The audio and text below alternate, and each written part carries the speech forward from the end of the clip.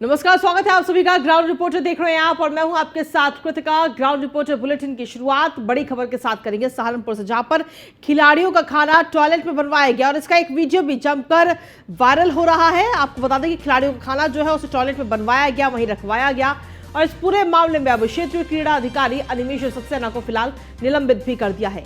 खेल उपनिदेशक आर.एन. सिंह को फिलहाल पूरे मामले की जांच सौंपी गई है। जिलाधिकारी अखिलेश सिंह ने भी जांच टीम गठित कर दी है।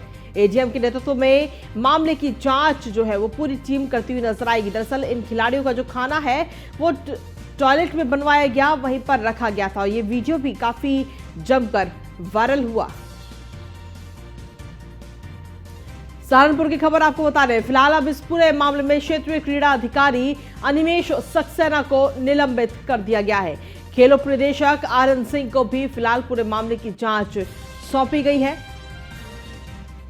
वहीं जिलाधिकारी अखिलेश सिंह ने भी जांच टीम गठित कर दी है इस पूरे मामले में कि भाई किसकी गलती थी जो खिलाड़ियों का खाना टॉयलेट में बनवाया गया, वहां पर रखवाया गया, क्योंकि इसका वीडियो अब सामने आ चुका है।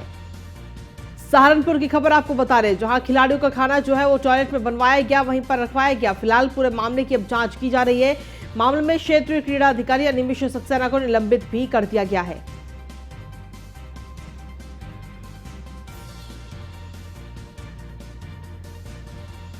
जिलाधिकारी अखिलेश सिंह ने जांच टीम इस वक्त गठित कर दी है इस पूरे मामले में कि किसकी परमिशन से टॉयलेट के अंदर खाना बनवाया गया और वहां पर खाना रखवाया गया खिलाड़ियों का।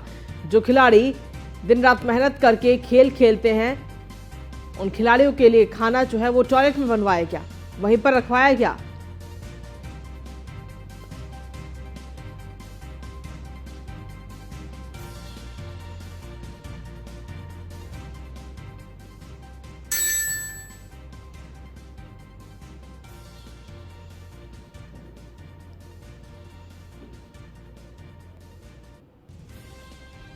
तो आपको बता दें कि सहारनपुर से बड़ी खबर आप तक पहुंचा रहे हैं, जहां खिलाड़ियों का खाना जो है वो टॉयलेट में बनवाया गया और ये देखिए, ये तस्वीरें भी आपको दिखाते हैं, ये वीडियो आप देख सकते हैं कि टॉयलेट से खिलाड़ी जो है वो अपना खाना ले जाते हुए इस वक्त नजर आ रहे हैं।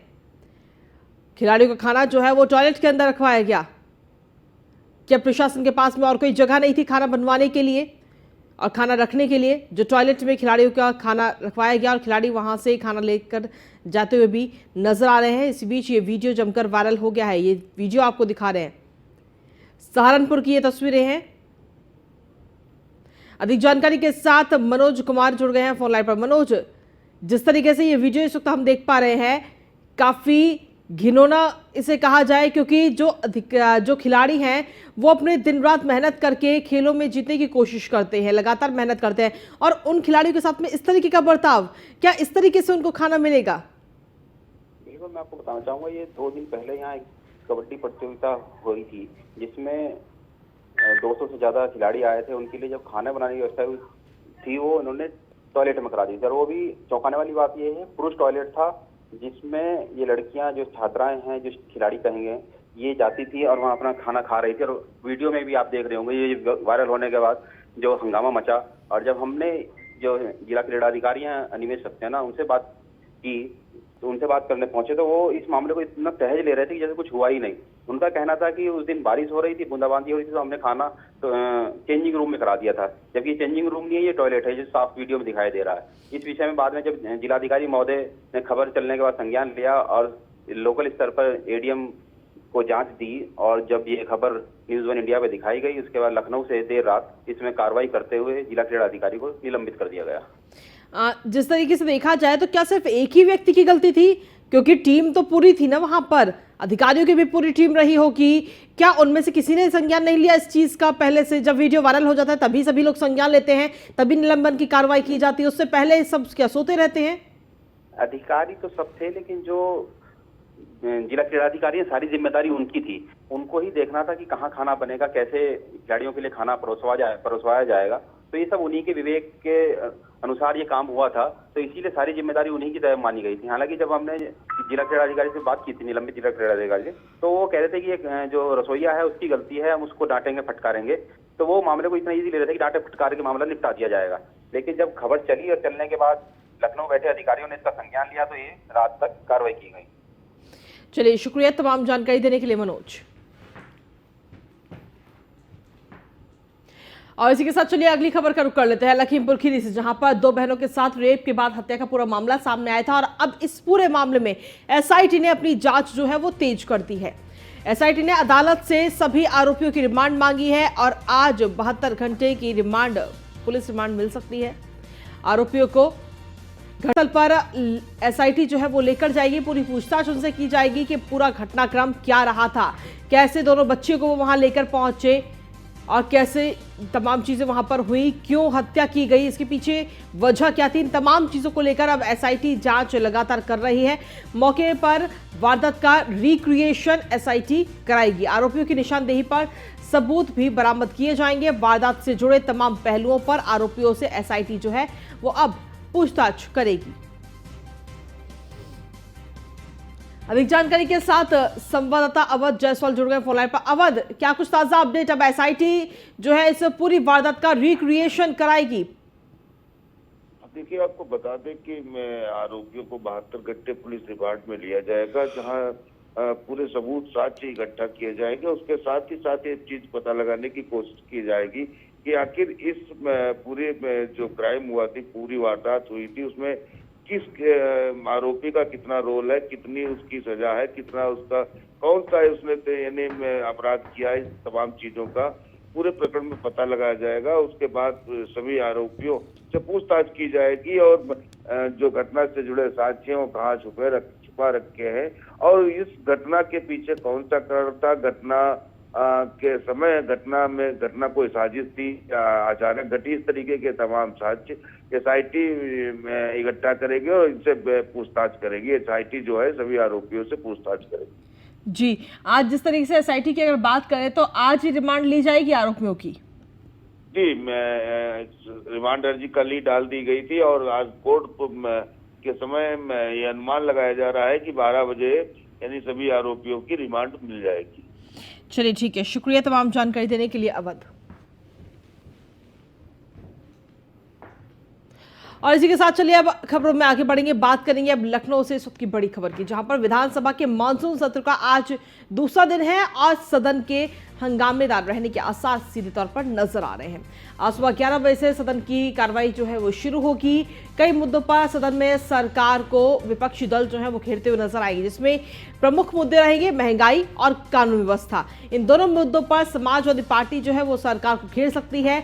साथ ही मानसून सत्र का आज दूसरा दिन है, हंगामेदार रहने के काफी आसार नजर आ रहे हैं, क्योंकि कल जिस तरीके से समाजवादी पार्टी ने इस पूरी कार्रवाई में हिस्सा नहीं लिया था, क्योंकि समाजवादी पार्टी की तरफ से कल प्रदर्शन किया गया और पैदल मार्च के जरिए ही विधानसभा पहुंचना था, लेकिन इसी बीच रास्ते में ही पुलिस प्रशासन की तरफ से उन्हें रोक दिया गया, जिसके बाद में थोड़ी देर धरना देने के बाद समाजवादी पार्टी के सभी कार्यकर्ता, विधायक और पदाधिकारी वापस कार्यालय की ओर लौट गए।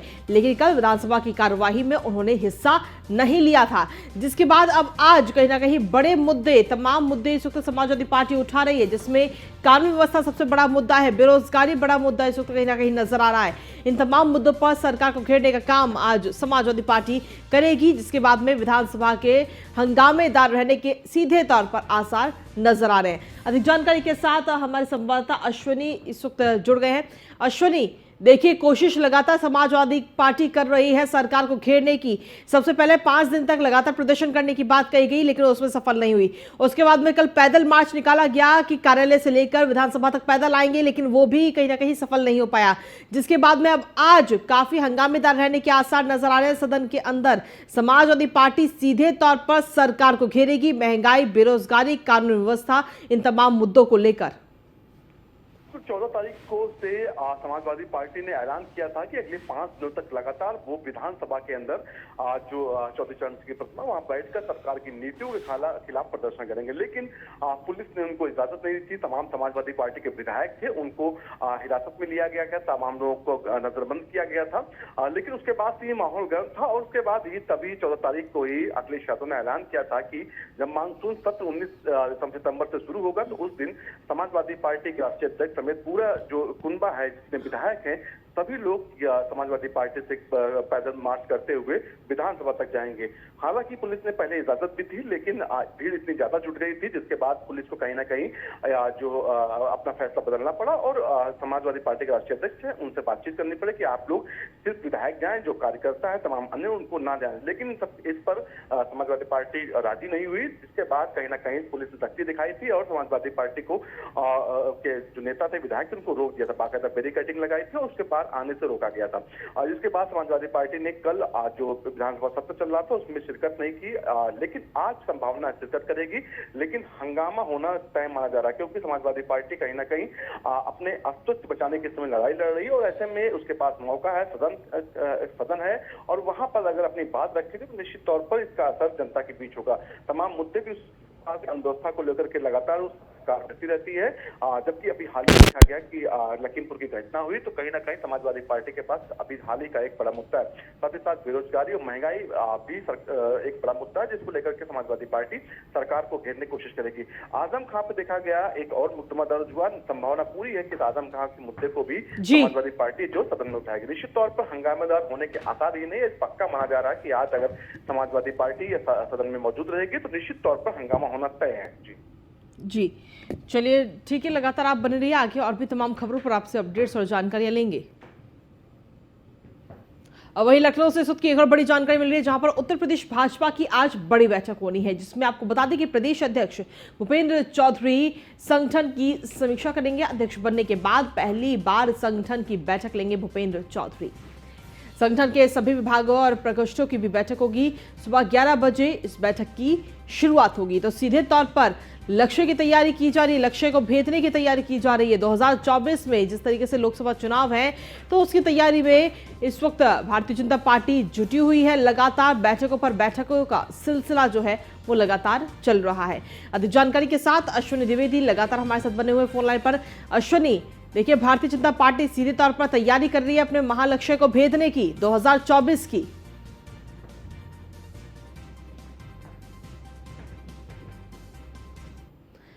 कर रहे हैं, लगातार बैठक पर जोर तौर जारी रखे हुए। भूपेंद्र चौधरी के लिए 2 महीने के बाद ही सेमीफाइनल है। सेमीफाइनल के रूप में निकाय चुनाव होने हैं और ऐसे में भूपेंद्र चौधरी के पास बड़ी जिम्मेदारी है क्योंकि उनके चेहरे पर एक तरीके से चुनाव लड़ा जाएगा निकाय का। संगठन से लेकर के टिकट बंटवारे तक उनकी अहम भूमिका रहेगी। ऐसे में कहीं ना कहीं वो संगठन को मजबूत करना चाहते हैं। संगठन के जो पदाधिकारी हैं उनमें कहीं ना कहीं तमाम ऐसे चेहरे जो सरकार में मंत्री हैं वो अभी कुछ ही दिनों में वो इस्तीफा देंगे और नए चेहरों को भी शामिल करना, तो उन पर भी चर्चा हो रही है। निकाय चुनाव को लेकर के बकायदा रणनीति तैयार की जा रही।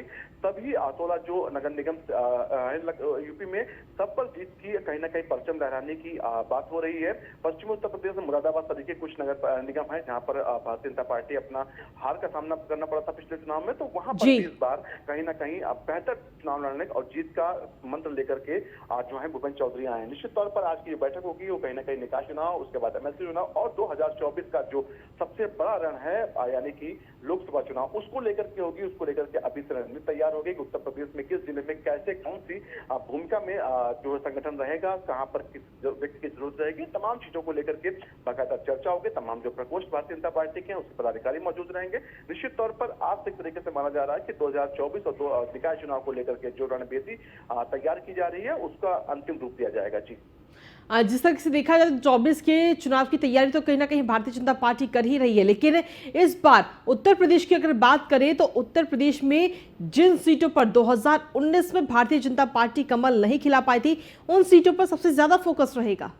बिल्कुल, पश्चिमी उत्तर प्रदेश की तमाम सीटें थी, चाहे सहारनपुर की सीट थी, चाहे मुरादाबाद की सीट थी, तमाम सीटों पर भारतीय जनता पार्टी को हार का सामना करना पड़ता, जिसमें रामपुर और आजमगढ़ की सीट शामिल थी। हालांकि उपचुनाव में दोनों सीटें फटा कर ली गई। अब भारतीय जनता पार्टी का लक्ष्य है कि जो पश्चिमी उत्तर प्रदेश में सीटें जिन सीटों पर हारे थे वहां पर ज्यादा फोकस करना है, उसको लेकर के अलग से रणनीति बनाई जा रही है। अभी हाल ही में देखा गया कि पश्चिमी उत्तर प्रदेश से संगठन महामंत्री आए हैं, पश्चिमी उत्तर प्रदेश से भारतीय जनता पार्टी प्रदेश अध्यक्ष आए और यहाँ तक कि जब अभी जिलों सीटों का बंटवारा, मंडलों का बंटवारा हुआ था, मुख्यमंत्री ने पश्चिमी उत्तर प्रदेश के 4 मंडल अपने पास रखे थे और लगातार ताबड़तोड़ वहां के दौरे किए थे। निश्चित तौर पर भारतीय जनता पार्टी को यह बखूबी पता है कि पश्चिमी उत्तर प्रदेश में जितना मजबूत होंगे उतना ही मजबूत हम बाकी प्रदेश में होंगे, क्योंकि पूर्वी उत्तर प्रदेश के बारे में कहा जाता है कि यहाँ पर भारतीय जनता पार्टी को इतनी जल्दी हराना थोड़ा मुश्किल है। जो अवध क्षेत्र पड़ता है यहाँ पर बखूबी आज भारतीय जनता पार्टी मजबूत है।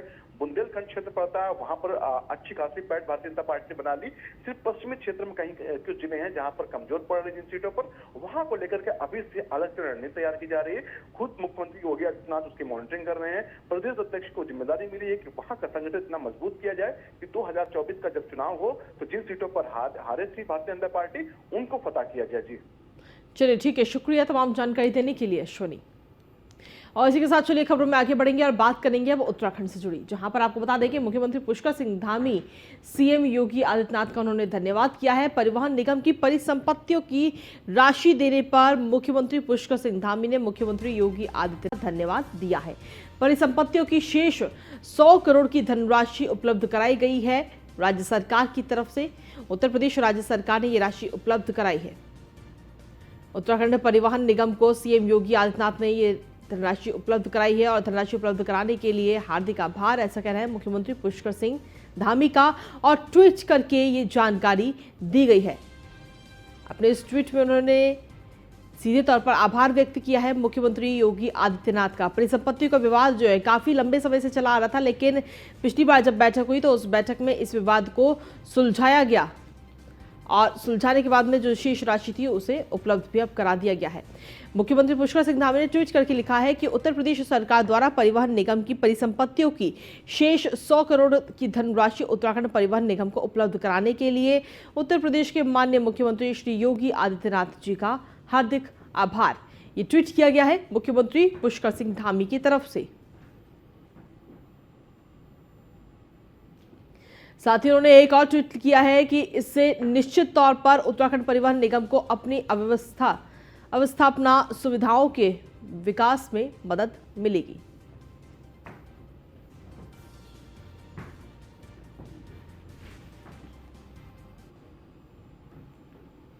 और समाजवादी पार्टी के नेता आजम खान की मुश्किलें कम होने का नाम नहीं ले रही। अब एक और मुश्किल बढ़ गई है। दरअसल समाजवादी पार्टी के नेता आजम खान पर एक और केस दर्ज किया गया है।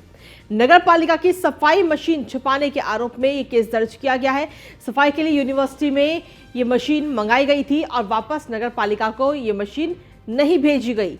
जौहर यूनिवर्सिटी कैंपस में ही जमीन के अंदर इस मशीन को दबा दिया गया।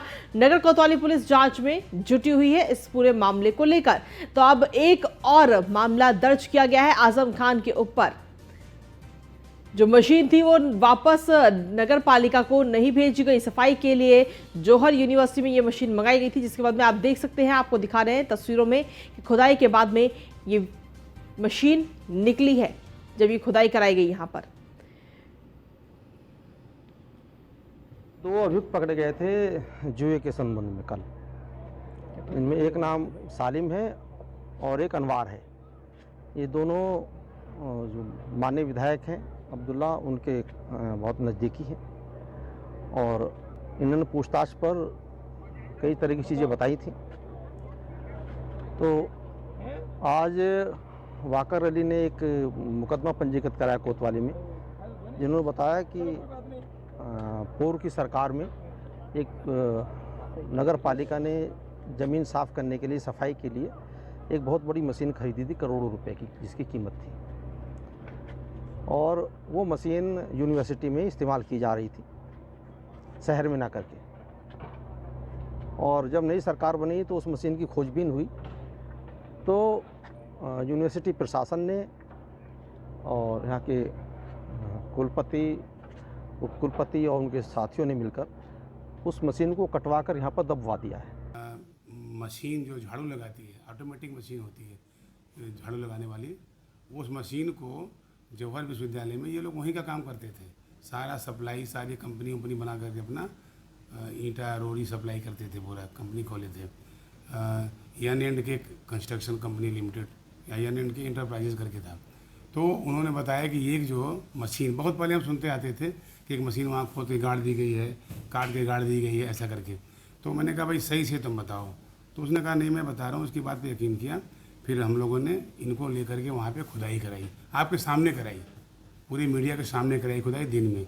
वो मशीन वहाँ काट के गड़ी हुई है, ये दुनिया के सामने है। ये बहुत गलत है, सरकारी संपत्ति का दुर्विनियोग है और क्रिमिनल मिसयूज है। ये क्षमा करने योग्य नहीं है। इसमें हम पूरी कार्रवाई करेंगे। अभी खुदाई हमारी जारी है और भी चीज़ें मिलेंगी और अभी हम उनको रिमांड पे ले रहे हैं। माननीय न्यायालय से अनुरोध किया है कि अभियुक्तों को रिमांड पे दिया जाए। कि हमारे पास हाई कोर्ट का आदेश है, हाई कोर्ट ये आदेश है कि बगैर परमिशन के, बगैर यहाँ के वाइस चांसलर की परमिशन के पुलिस कैंपस में एंटर नहीं कर सकती। जी, क्या कहना चाहेंगे? इतनी फोर्स बाहर आई भी है, आदेश बस पढ़ रहे और कुछ नहीं। अच्छा, तो इस कार्यवाही को क्या कहेंगे फिर? ये आदेश तो है आपके पास, उसके बाद भी इस तरह की कार्रवाई हो रही है? चली रही है, सालों पहले से चल रही है कि किसी तरह से ये विश्वविद्यालय बंद हो जाए। आजकल एडमिशन्स चल रहे हैं। अच्छा, तो ईडी की टीम भी आई भी है? अब मुझे ये तो पता नहीं है किस सिलसिले में आई हुई है। कि जौहर यूनिवर्सिटी के अंदर अभी और कुछ होना बाकी है, क्योंकि जिस तरह से डीएसपी अनुज चौधरी बता रहे हैं कि यहाँ कार्रवाई में अभी कुछ और मिलना भी बाकी है। इस वक्त मेरे साथ मौजूद हैं, मैं उनसे जानूंगा कि अभी इसमें कुछ और गुंजाइश भी है सर, क्या कुछ मिलने की? अभी ये मैंने नहीं कहा, अभी और कुछ मिलना बाकी है। अभी जांच चल रही है, जांच के अनुसार जो चीज़ सामने आएगी उस पर कार्रवाई। अभी ये जो 2 लोग गिरफ्तार हुए थे उनकी निशानदेही पे कार्रवाई हो रही है? हाँ, उन्हीं की निशानदेही हुई है। क्या चीज़ मिली है अभी आपको? आपने देखा होगा मशीन है वो रही, देखो कैमरा घुमाओ उधर मशीन की तरफ। मशीन मिली है। इसके अलावा क्या कुछ और भी उन्होंने बताया है जिसमें आपका प्रयास अभी रहेगा? कुछ चीज़ ऐसी हैं जो अभी सामूहिक रूप से नहीं बोला जा सकता। चलिए, बहुत शुक्रिया। डीएसपी अनुज चौधरी COCD हैं, पूरी जानकारी दे रहे हैं कि किस तरह से यहाँ अभी कुछ और निशानदेही हुई है। आप देख सकते हैं मेरे पीछे कि इस मशीन को यहाँ से ये ले जाया जा रहा है क्रेन के ज़रिए। क्रेन इधर लगी है और क्रेन को आप देख सकते हैं कि ये क्रेन मशीन को लेके जा रही है। क्रेन से यहाँ से दिखा सकते हैं आप ये तो जिस तरह से जौहर यूनिवर्सिटी में एक बार फिर पुलिसिया कार्रवाई हुई है, उससे आजम खां की जो मुश्किलें हैं वो बढ़ रही हैं और इन मुश्किलों में अभी कितने लोग और आगे इसमें खुलासा होगा। पुलिस अभी अपनी पूरी जानकारी देगी, अपनी बाइट में बताएगी कि किस तरह से अभी और इसमें लोग शामिल हैं जो अभी सामने आएंगे और उनकी निशानदेही पे क्या चीज़ और यहाँ से बरामद होगी ये कहना अभी मुश्किल होगा, क्योंकि कार्रवाई चल रही है और चीज़ों को लाया जा रहा है। चीज़ें जो गड्ढों में दबी हुई थी वो निशानदेही पे लाई गई हैं निकाल के कि जौहर। वहीं फर्जी जन्म प्रमाण पत्र को लेकर आज सुप्रीम कोर्ट में सुनवाई होनी है। अब्दुल्ला आजम पर आज ये सुनवाई होगी, जहां सुप्रीम कोर्ट में अब्दुल्ला आजम को लेकर ये सुनवाई होगी। फर्जी जन्म प्रमाण पत्र मामले में आज फैसला आ सकता है, तो ये देखना होगा कि ये फैसला पक्ष में आता है अब्दुल्ला आजम के या फिर नहीं। ये वाकई देखने वाली बात होगी। फिलहाल सुप्रीम कोर्ट में आज ये सुनवाई होनी है।